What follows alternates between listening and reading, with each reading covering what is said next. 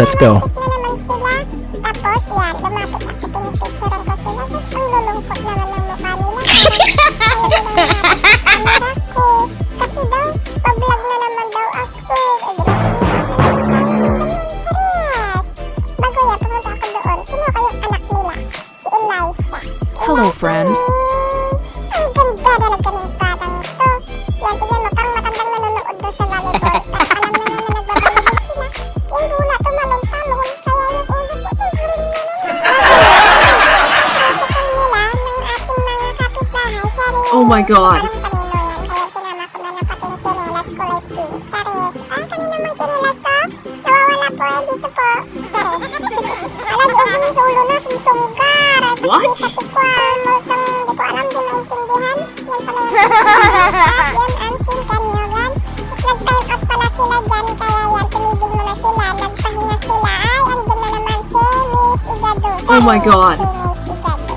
Ah, si Migra at si Gluta. At na naman, nag-start na naman ang play ng ating mga kabarangay. Kaya ng Team Kanyogan, pak! Kinuha ng Sumba, pero di nakuha. Uh-oh. Lawaw, Araon, si Marites.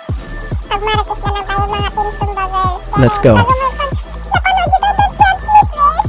This is the part of my vlog. Diba? Ball, kinuha, walay na naman. What? Go, go, go, Team Sumba girls! Kaya ako sa inyo, pero pag napanood nito, huwag nyo naman ako i-judge. Alam niyo na kung bakit ako nagkaganito. Ay, What? nababakla na tayo, nababakla o nababading. Sorry po, I'm a girl po, alam ko.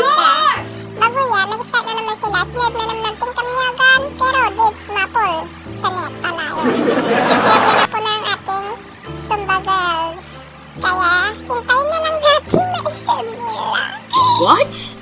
Tinusok mo, pumunta, nakuha, binalik, di nakuha. Ay, nakuha